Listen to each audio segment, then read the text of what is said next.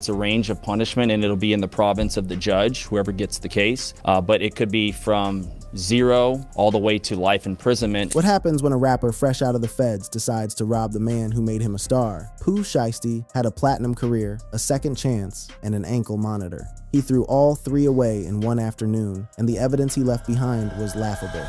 The OG who put him on.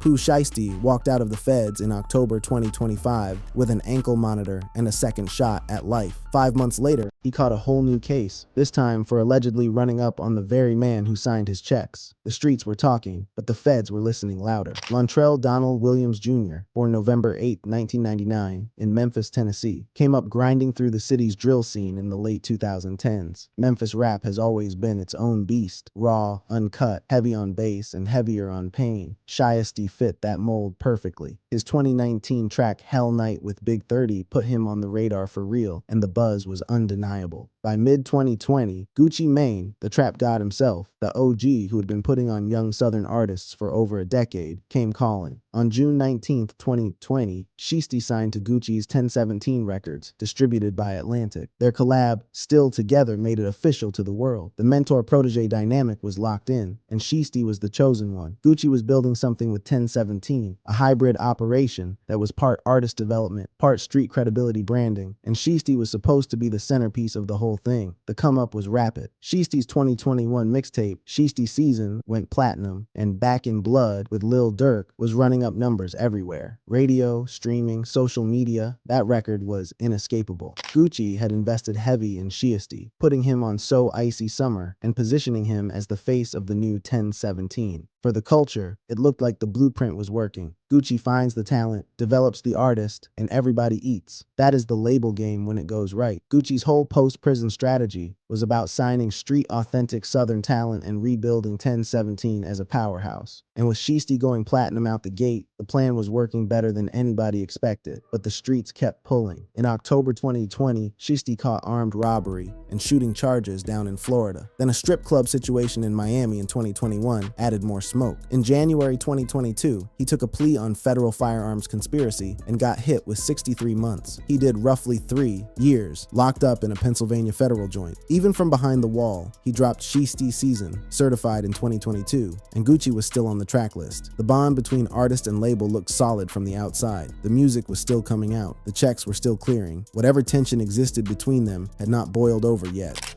Supersede indictment, man. This the indictment out the original indictment, so we got indicted twice. So they smacked us with more charges, nigga. That was Shiesty on his live stream after touching down, flashing his paperwork to the world, trying to show everybody he kept it solid through the whole bid. He was talking 100 miles an hour, repeating himself, but the message was clear. He did not fold. He wanted every single person watching to know that when the feds tried to break him and his co-defendants, nobody cracked. Thinking that shit would break us or make us, conspiracy to possess firearms in front of the drug trafficking, violent crimes. The 3 other solid you will ever see. The problem is that proving you are solid and proving you are smart are 2 very different things, because according to federal prosecutors, just hours after that live stream, Shiesty allegedly set in motion one of the most reckless licks in rap history. He went from showing his paperwork on camera to allegedly catching a brand new federal case before the day was over. Shiesty got released to home confinement in October 2025 with an ankle monitor strapped to his leg. Supervised release is not freedom. You have a PO watching your every move. You have a curfew. You cannot leave the jurisdiction. You cannot touch a firearm. You cannot catch any new charges, period. Violate any of those conditions, and you go straight back to the box. No questions asked, no second chances. The government owns your time and your movement until that supervision period ends. You're not some wild horse who can go out on the prairie and just go, do whatever you want to other wild horses. Bruce Rivers, the criminal defense attorney, laid it out plain for anybody who did not understand what supervised release means. No, you are a ward of the state. You still have to be where you're supposed to be. Otherwise, they can put you back in prison. Period. Hard stop. End of story. Shiesty apparently did not care. After his release, word started circulating that he was unhappy with the 1017 deal, the money, the royalties, the creative restrictions, the recoupment. The streets were buzzing about Yo Gotti's TMG records showing interest. Memphis and Atlanta have always had that quiet rivalry, and a move from Gucci's camp to Gotti's camp would have been a major power shift in Southern rap politics. But Gucci was not about to let his biggest artist slide. He had put in the work, invested the money, and built Shiesty's name from a local Memphis act into a national star. That contract was staying put. In October 2024, Gucci had already cleaned house at 1017, dropping most of his roster for profit and loss reasons, but keeping Shiesty and Fujiano. Out of everybody on the label, Shiesty was one of only two that Gucci chose to hold on to. That is supposed to mean something. That is supposed to be loyalty. The OG telling the young boy, "I still believe in you. I still want to build with you." For Shiesty, it apparently felt like chains. He did not see loyalty. He saw a cage, and the more he pulled against it, the tighter it got. One unverified street account claimed Shiesty received funds from Gotti to buy out the deal, but things went sideways when Gucci refused. Whatever the truth behind the money talk, the frustration was boiling over. Shiesty wanted off 1017. Gucci said no. And instead of calling a lawyer, instead of filing a motion, instead of doing what Prince did or what any smart artist with a grievance does, Shiesty allegedly called his shooters. He called his pops. He called Big 30, and he set up a meeting. I heard about it from a bunch of people before it really got elevated to the status of being, sort of something that every rap fan knew about. Adam 22 confirmed he had Memphis sources telling him something popped off between Shiesty and Gucci well before the public knew. The whispers were out there for weeks before any official news dropped. I mean, I do feel like if it had no truth to it, that Gucci would have debunked it more forcefully. Gucci's silence was not weakness, it was chess. He had off-duty police officers as part of his security detail, and the entire incident was captured on surveillance footage. Gucci was not moving reckless. He was letting the feds build the case while the streets talked. Shiesty thought the code would protect him. Gucci knew the cameras would protect himself. The lick that went left. January 10th, 2026, Dallas, Texas, a recording studio on Dallas Parkway. This is where the whole situation went from beef to federal case. This is where careers ended and prison sentences began. According to the FBI affidavit filed by Special Agent Brittany Garcia, Shiesty set up what was supposed to be a business meeting at the studio to talk about his 1017 contract with Gucci. 3 victims pulled up. Gucci Mane, listed as RD in the court docs, plus 2 of his associates. They flew into Dallas with Gucci's head of security and another officer. From their perspective, this was a sit-down, a conversation, business between 2 men who had made money together for years. Around 1:45 in the afternoon, the victims arrived at the studio, which was inside a larger office building. The spot was closed when they got there. While they waited, the crew hit up a liquor store and grabbed bottles and red Solo cups, just vibing, killing time. Not a single person on Gucci's side, thinking that what was about to happen could actually happen. Nobody was expecting a lick at a label meeting. Behind the scenes, Shiesty's father, Lontrell Williams Sr., was blowing up the studio owner's phone, referred to as JN in the filing. By 2:53 p.m., JN picked up and learned that the whole session was being booked so Shiesty and Gucci could supposedly record music. The studio opened up. Everybody filed in. The trap was set, and Gucci walked right into it because he trusted the man he had made rich. At around 3:39 p.m., a studio employee arrived and found Shiesty and his pops standing by the back door, going back and forth on the phone about something. Then 9 Deep rolled into the studio control room where the victims were posted up watching a football game. 9, not 2 or 3 for a business chat. 9 individuals walked into that room, and every single one of them knew what they were there to do. So the victim overheard Williams talking on his cell phone with a probation or parole officer, stating that his caseworker had given him permission to be out for rec time. This part is wild. Shiesty was on the phone with his PO while sitting in a studio in Dallas, Texas, hundreds of miles from where his ankle monitor said he was supposed to be. He was telling his probation officer he had permission to be outside. That was a straight up lie. The audacity of lying to your PO while you are in the middle of setting up a federal crime is a level of recklessness that even Bruce Rivers could not wrap his head around. From what the victims could hear, Williams was informed that this was not the case, that he needed to return immediately. Williams Jr. agreed. The PO told him to go home. He did not go home. Instead, he asked Gucci to step into a private recording room to chop it up about business. Gucci told him they could reschedule the session, but Shiesty was not trying to wait. Gucci agreed to the private talk. The rest of the crew stayed in the control room watching the game. One of the victims even offered Shiesty's boys some of the liquor they had bought. At least 2 of them took a cup and made themselves a drink. Everybody was cool. The mood was relaxed. for about 10 more minutes. Inside that recording room, Shiesty pulled out pre-prepared contract termination paperwork and told Gucci to sign it. He came with the papers already drawn up. This was not a spur-of-the-moment thing. This was premeditated. Gucci said no. Shiesty got heated. The conversation escalated. One of the victims in the control room could see through the glass that things were getting aggressive and texted Gucci's security in the lobby. Then the bag came. That bag changed everything. Shiesty told Big 30 to go get his bag. Big 30 left the room, came back with it, and Shiesty pulled out a black AK-style pistol and pointed it directly at Gucci Mane. He demanded Gucci sign the release, right there, at gunpoint, in a studio, with an ankle monitor on his leg, with surveillance cameras rolling, with off-duty cops on the other side of the wall. Now this is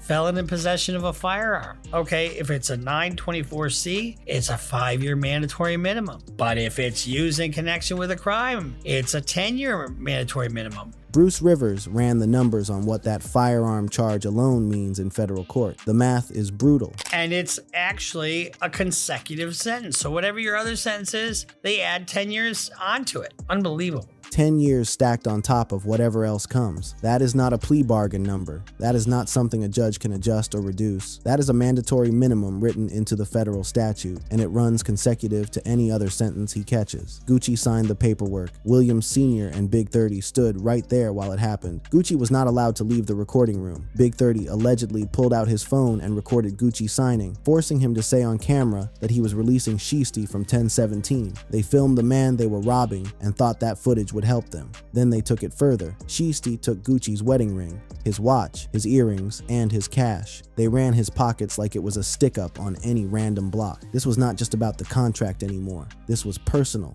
This was disrespect on the highest level, taking a man's wedding ring off his finger after everything he did for your career. Out in the control room, it was the same energy. The rest of the crew pulled out handguns and AK and AR-style pistols and started running through everybody's belongings. Rolex watches, chains, jewelry, wallets, all of it got snatched. One victim got pushed down onto the couch. Another got choked from behind. One co-defendant, McDaniel, kept threatening to shoot a victim for moving. Shiesty told him to chill. The fact that Shiesty had to tell his own boy not to shoot somebody shows how close this whole thing came to being a murder case on top of everything else. They bounced in multiple vehicles. No shots fired, but the evidence they left behind was enough to build a case 10 times over. Ankle monitor data placed Shiesty at the exact location. His GPS was tracking him the entire time he was there. Cell phone records and license plate readers confirmed the coordinated travel of all 9 defendants. His pops had rented one of the getaway vehicles under his own name. Surveillance cameras from the studio, a nearby office supply store, and the hotel where several of them stayed captured everything on video.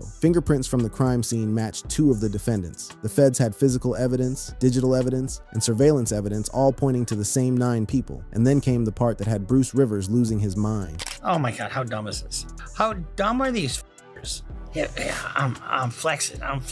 I mean, you're bragging about something you stole, not something you worked for. Within hours of leaving the studio, the defendants were posting on social media, wearing and displaying what appeared to be the stolen jewelry. One co-defendant had a screenshot on his page showing a Rolex believed to be from the robbery. They were flexing the evidence on the internet for the whole world, including the FBI, to see. Self-snitching at its absolute finest. The first thing they did was put it on Snapchat and flexed on Snapchat. How dumb do you have to be? And one more thing that sealed the whole case shut. One of the bags they took from the studio had an AirTag inside. The victims could track exactly where their stolen property ended up. Between the ankle monitor, the cell records, the cameras, the social media posts, the rental car receipts, the license plate readers, the fingerprints, and the AirTag, Shiesty and his boys left a trail so wide that even a first-year agent could have closed this case before lunch.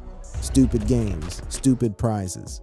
For nearly 3 months, the case sat sealed while the feds built their file. They took their time. They gathered every receipt, every frame of footage, every GPS ping. Then, on April 2nd, 2026, they came knocking. Coordinated raids hit Dallas, Memphis, and Nashville simultaneously. 8 of 9 defendants were scooped up. Shiesty, his pops, Lontrell Williams Sr., Big 30, and 5 others. One co-defendant is still on the run. The charge: conspiracy to commit kidnapping under 18 U.S.C. Section 1201. Federal kidnapping. That carries a range from 0 all the way up to life. Not state time, time, not county time, federal time, where you do 85% of your sentence minimum with no early release for good behavior, shaving off major years. One of the individuals that's been charged has not had his initial appearance yet, but agents are actively working to locate and bring him to court. The Northern District of Texas held their press conference, and they were not playing. This is a conservative district with judges who have zero patience for this type of foolishness. Bruce Rivers had already pointed that out. He had met a judge from this very district at a sentencing seminar and knew firsthand that these Texas federal judges do not show mercy.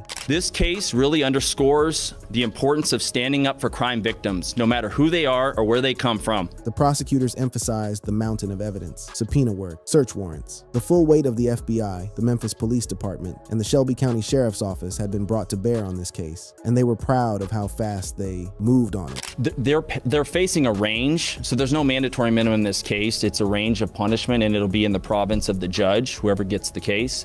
But it could be from 0 all the way to life imprisonment. And then the prosecutor dropped the hammer on Shiesty specifically. A lot of what will guide what's called the sentencing guidelines will be the individual's previous criminal history, the fact that one of these individuals committed the offense while on home confinement. Catching a new federal case while you are literally still serving time on your last federal case is about as bad as it gets in the eyes of the court. That is an aggravating factor that judges take extremely seriously because it tells them one thing: this person does not learn. This person does not change. This person had every opportunity to stay free and chose to throw it away. On April 8th and 9th, 2026, U.S. Magistrate Judge Renee Harris Tolliver denied Shiesty bond and remanded him to federal custody in Dallas. The judge pointed to the firearms, the potential life sentence, and the ankle monitor violation. Shiesty was not going anywhere. And here's the kicker that makes the whole thing even more tragic. The contract he forced Gucci to sign at gunpoint, it does not count, not even a little bit. Contracts signed under physical duress are voidable under U.S. law. The coerced party just has to disaffirm the signature, and it is as if it never happened. No court has validated that release. Entertainment attorneys across the board confirm the original 1017 deal is still fully in effect. Shiesty blew up his entire life, dragged his father into a federal conspiracy case, put 8 of his boys in handcuffs, and caught enough charges to put him away for the rest of his prime years, all for a piece of paper that has zero legal weight. The contract he was trying to escape, he is still on it. Rick Ross, who has been in the game long enough to know how business is supposed to work, broke down what should have happened instead. I don't like it for either side. You know what I'm talking about? Guwap most definitely didn't deserve that, and I don't want to see this for the little homie Pooh Shiesty, but Ross was not picking sides. He had love for both of them, but he was clear that what Shiesty did crossed a line that no amount of frustration with a contract can justify, and his solution was simple. this nigga's got to be educated and understand. In business, you got to negotiate, my nigga.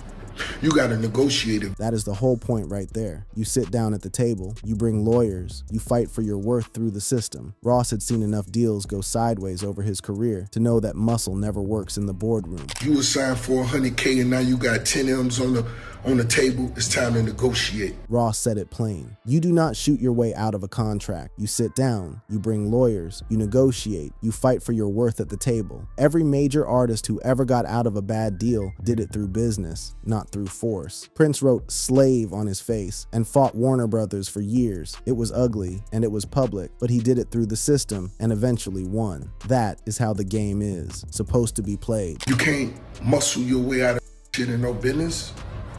It don't go that way. On April 10th, 2026, one day after the bond denial, Gucci Mane made his move. He dropped Crash Dummy, produced by Zaytoven, and the bars left nothing to interpretation. The key line hit like a sledgehammer. Tell the truth, you went out like a real crash dummy. And after all that, boy, you still signed to me. Gucci compared himself to Birdman running Cash Money. He called the meeting a setup. He said you play stupid games, you win stupid prizes. He rapped about people taking his kindness for weakness, about smiling in your face and then stabbing you in the back. And most importantly, he made it clear to the world, Shiesty is still on 1017. The forced paperwork changed nothing. The lick failed. The contract stands. The culture was split down the middle. Some people saw Shiesty as an artist who snapped trying to escape a bad deal, a label slave who went about it the wrong way, but whose frustration was real. Others saw it as pure disrespect, biting the hand that fed you, running up on the OG who gave you your whole career and took you from Memphis drill to platinum plaques. 50 Cent jumped in trolling Gucci online, bringing up old beefs and past situations. Yo Gotti stayed ghost publicly, but the rumors about CMG involvement kept swirling swirling through every hip-hop forum and comment section. Then the misinformation started flooding social media. Within days of the arrests, low credibility accounts were posting that Shiesty had been stabbed 23 times in Dallas Federal Holding by Gucci's affiliates. Other versions said he stabbed an inmate and got thrown in 23-hour lockdown. The posts were getting thousands of shares with "pray for his family" captions and dramatic headlines, but none of it was real. No Bureau of Prisons incident reports, no court filings, no law enforcement statements confirmed any attack of any kind. Federal facilities have tight security, and any such incident would trigger immediate investigations and public documentation. The rumors were engagement bait, pure and simple, people twisting the real story for clicks and views. Woody, the Memphis OG,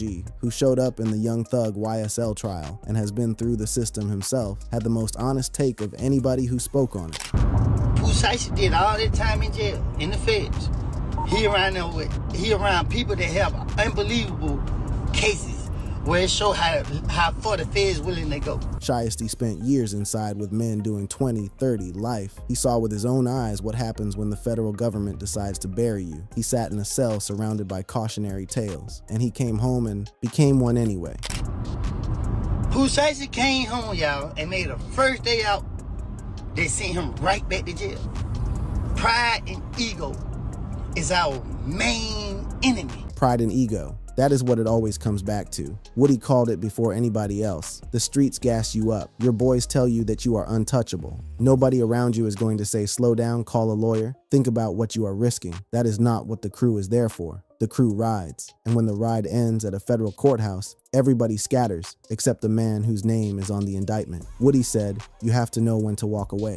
You have to know when to look around and say, this is it, I am done. Because the people around you love you, or at least they love the version of you that is winning. They gas you on. They hype you up. They tell you that you are untouchable and that the rules do not apply to you. But none of those people are going to be sitting next to you when the judge reads your sentence. And Woody knew that from experience. He talked about that moment when the handcuffs click and reality sets in. When the game stops being fun and starts being real. When the people who were cheering you on yesterday are nowhere to be found today. That is the loneliest moment in the world. Sitting in the back of a federal vehicle, realizing that every single person who told you to keep going is at home sleeping in their own bed tonight. Then Woody said something that most people in the culture are afraid to say out loud. He talked about the cemetery, about the bodies in it, about how this is not Grand Theft Auto and this is not a television show. These are real lives with real consequences, real prison sentences, real funerals. And he asked the question that nobody wants to answer. Why do people not want to see young black men with money? Because too many of them do reckless things with it. That is not the system talking. That is a man who has been through the system